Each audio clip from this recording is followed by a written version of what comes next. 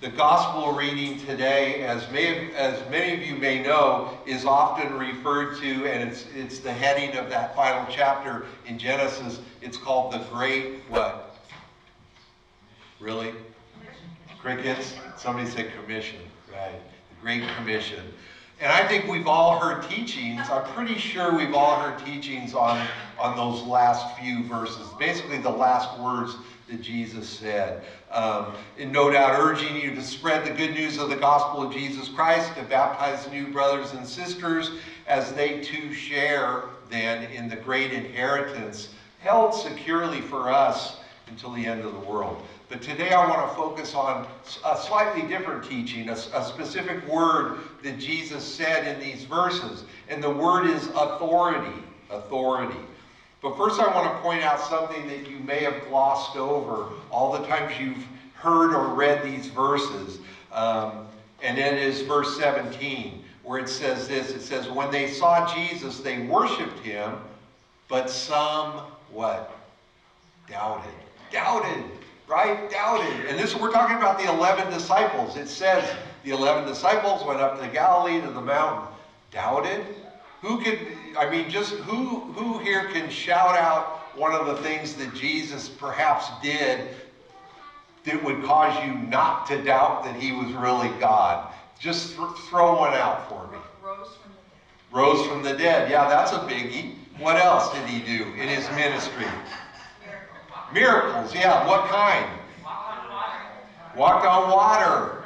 That's a biggie, right? Have you ever tried it? Make wine out of water. Yes, right. Make wine out of water.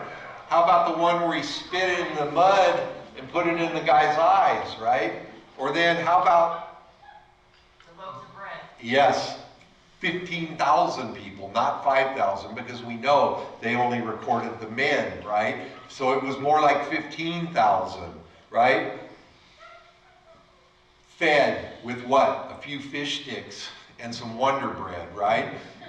Probably not, but fish and loaves, right? I mean, raise Lazarus from the dead, all these things in 3 short years.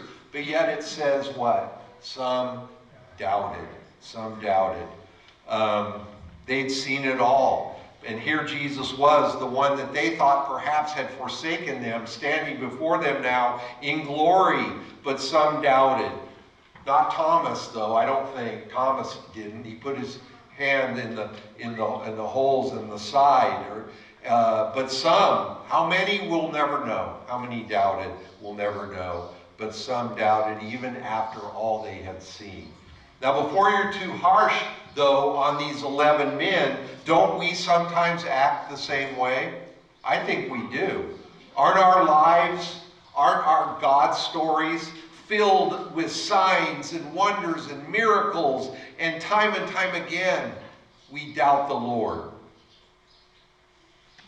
I mean, just recently I was guilty of that, trying to get Heather and Karen and Christian into a new place to live. We were getting frustrated, we were getting mad, we were getting upset, impatient. We were about ready to cram them into a 1-bedroom, 2-bath, which would have been bad. Let me just say bad. But I was getting impatient, and then we waited, and God's blessings came. We would have missed the blessing if we would have continued to do it, try to do it in our own flesh. We are also guilty of doubting the one who created the heavens and the earth. Time and time again, our flesh grabs things back that we swear that we turned over to God for the very last time. That's it, God, I'm giving you fill in the blank, whatever it is. But we continually grab it back. We doubt that our prayers are being heard. Dare I say, we doubt that our pleas are even being heard sometimes. So next time you read these verses, be aware that as humans, we are all doubting Thomases. Or doubting, is the plural of Thomases Thomai? If it isn't, it should be, because that sounds better than Thomases. We are all doubting Thomai. But we serve a God, though, luckily, who can empathize with our weaknesses. A God who, out of his supreme love for us, became human, to secure for us a destiny with him forever. Now, Jesus noticed that, at least it didn't say he did. Perhaps he did roll his eyes when they doubted. I don't think so. That's not Christ-like, right? But we certainly sometimes go, oh, brother, after all that, they still doubted. But Jesus does not admonish them for their doubt. What he does do is immediately he goes on and gives them basically their final marching orders. Now, I'd like to focus on a word, like I said earlier in the scriptures today, and that word is authority. Jesus says, all authority in heaven and earth has been given to me. Now there's a word in there. There's another word within that word. What is it?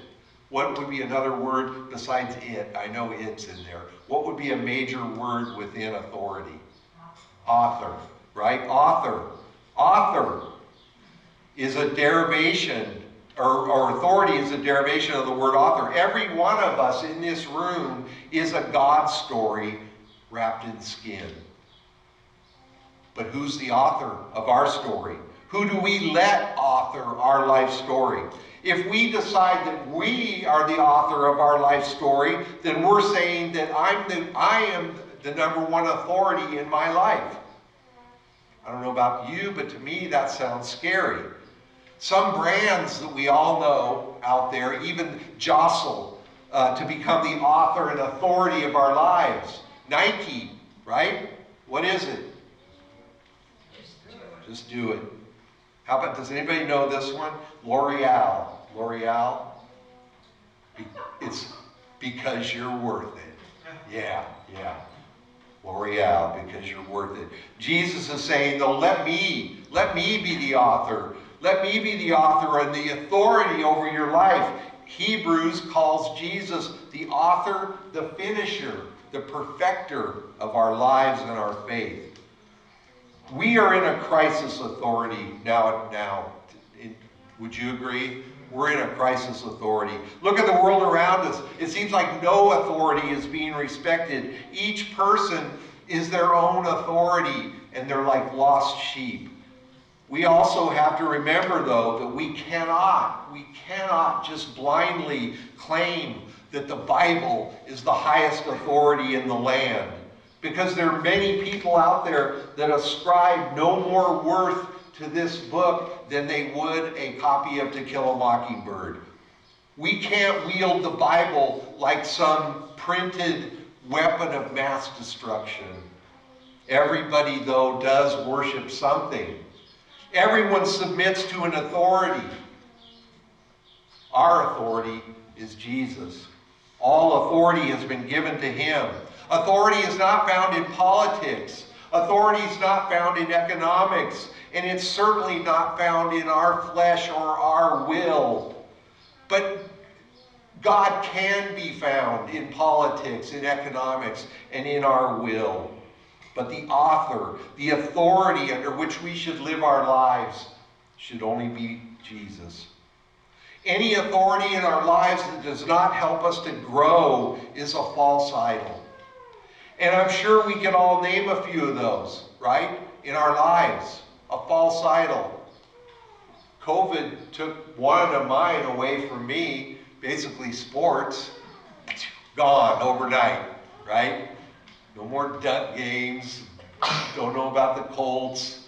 NASCAR's on, but I don't think there's any fans there, you know. I'll tell you another big false idol in my life is that dang phone. I said at first service, and I mean it, if I spend as much time in the Bible as I do on my phone, I would be one of the world's greatest theologians, guaranteed. Because that dang phone is a false idol for me. It doesn't help me grow, but anyway, I'm sure some of you would agree with that we all have things in our lives that could be considered false idols. Ironically, though, even though Jesus states that all authority in heaven and earth, all power has been granted to him, that cross that's up there behind me certainly is not a symbol of conventional power, right? What is it a symbol of? The cross was used for one thing and one thing only. we wear them now and we see them on bumper stickers and on cars and on letterheads. But back in those days, the cross was for one thing and one thing only, a device to kill people, to shame them, to humiliate them, right? But on the cross, on that same cross, Jesus displayed his ultimate power, manifest in love, perfect, unconditional, agape love. To the world, that cross is foolishness. They're like, really? So your Messiah, your big Savior, died on a cross? To the world, the cross is foolishness, but to us who believe, it's the power of God. It's a symbol of hope, of love, of salvation. Love can be both full of power and powerlessness, right? Love can be power and powerlessness. God is love, power, but he showed submission when he came as a human and died. Notice that after Jesus says that the ultimate authority has been given to him, he says, you go now, you go and do my work under me as your ultimate authority. You go be my man now. You go be my woman. We all are a man. We all are a man or woman. We're all a man. Whose man are you? There's all kinds of men out there. Man. I thought of a few, right?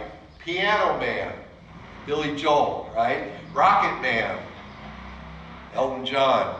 I'm a company man. I'm a yes man. I'm a family man. I'm a Colts man. I'm a Ducks man. I'm a Kyle Busch. No. No, I'm not. I'm the opposite of a Kyle Busch man. But ultimately, we need to be a Jesus man, a Jesus woman. Let me ask you this. Has anybody ever asked you, who do you think you are? I want to see a show of hands. Has anybody ever asked you that? Really? That's not very many. I thought everybody would. Has anybody ever asked you that, though, where they didn't mean it derogatorily? I don't think you can even say that those words without it sounding judgmental, right? You can't just go, who do you think you are? No, it's usually, who do you think you are, right? I'm a Jesus man. That could be our answer. I'm a Jesus woman. Each one of us, though, is a big bundle, a big amalgamation, a big mashup of has-beens and wannabes and never-will-be's. But the great I Am sees each of us not just as who we were or who we are, but as who we can and will be under the authority, the authorship of Jesus Christ. He sees us who we can be, who we will be. Before you say to me now, no way, Roy, nope, can't do it. I can't tell my story, right? I was joking around with somebody the other day. Who was it? Was it Janet? Janet and I were joking around the other day. We were like comparing notes on our past lives, and I said, oh, I'll top you any day, right? And she goes, no, I got you.